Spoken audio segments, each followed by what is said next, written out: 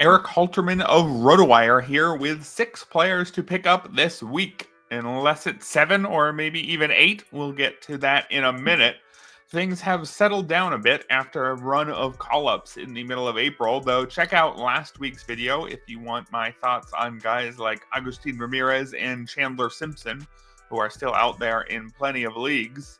This week, we'll start things off with Luisangel Acuña, Ronald's younger brother, who plays for the rival Mets. Acuña made the Mets opening day roster, but was behind Brett Beatty on the depth chart at second base. He had been moving ahead of Beatty after a couple weeks, but then Jeff McNeil was set to return and take the second base job, so it wasn't clear that Acuña was worth adding. However, as of recording, McNeil has been back for 7 games, and he's only started 2 of them at second base, with 3 in the outfield and a pair on the bench.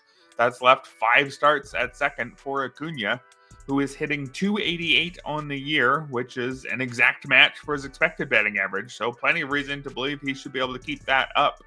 His 19% strikeout rate is better than average. His 38% hard hit rate is completely fine, although he has 0 barrels because he's pounding it in the ground far too often. That's led to 0 homers as well, but he does have 7 steals. And really, that profile is right in line with the expectations Acuña set in the minors. He stole 40 or more bases for 4 straight years, but he topped out at 12 homers. Moving to the outfield, we've got Jordan Beck of the Rockies, who struggled to a .521 OPS and a 35% strikeout rate in his 55-game debut last year. Beck made the opening day roster, but was sent down after just 9 games, had a .411 OPS and again a 35% strikeout rate. Beck returned less than 2 weeks later, and in 12 games since then has a .1216 OPS with 5 homers, settling in as the Rockies' everyday number 2 hitter. Now, how good does an everyday number 2 hitter for the Rockies really need to be worth picking up? Probably not that good, especially when the Rockies are about to have 2 fully home weeks in their next 3. Beck should eventually settle in as a player with enough power and speed to make up for some contact concerns, and we do have to note that the contact concerns are still here. Even if you look at just this most recent 12-game stretch, he's still striking out a third of the time.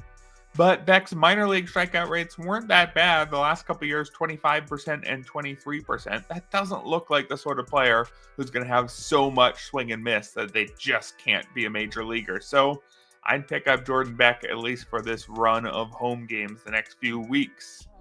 And our final hitter, maybe one for mostly deeper leagues, is Erik Wagaman of the Marlins, who began the year in a short side platoon role, but he's got the opportunity for everyday at-bats now that Jonah Bride has been traded and Griffin Conine has been shut down for the year following shoulder surgery.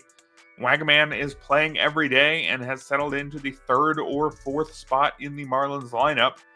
Now, his overall line isn't that impressive. He's hitting .247 with 3 homers and 1 steal, but StatCast thinks he should be hitting .308.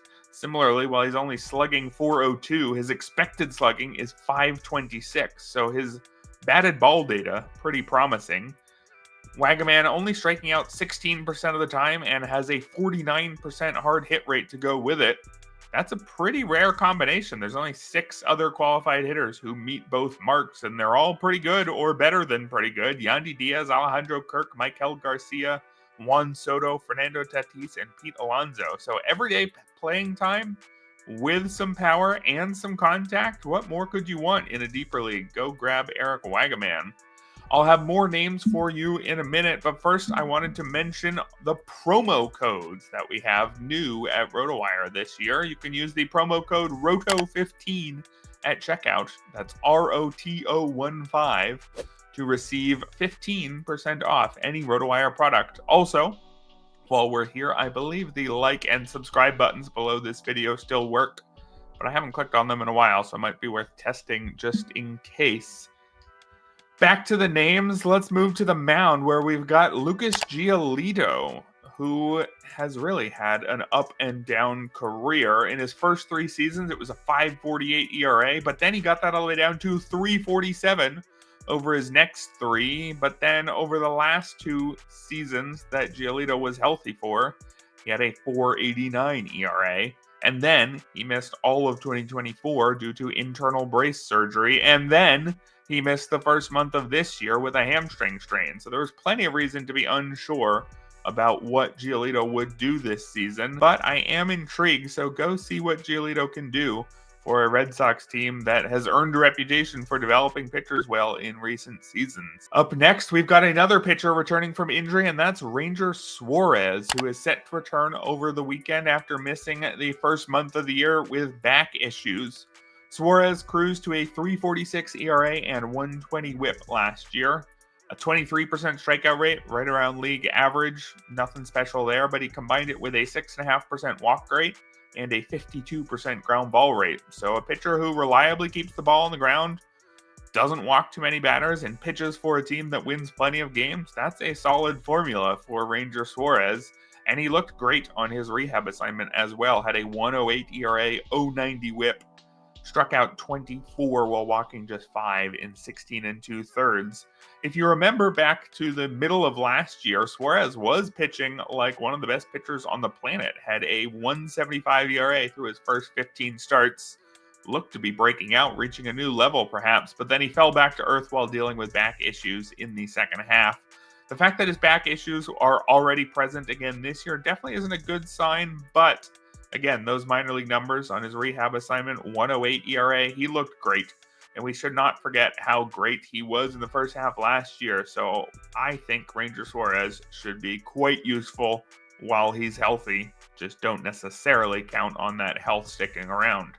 And finally, in the bullpen, we have Shelby Miller and maybe his teammates Kevin Ginkel and Ryan Thompson in the Arizona pen, because AJ Puck hit the IL in mid-April with elbow inflammation. He's actually since been moved to the 60-day IL.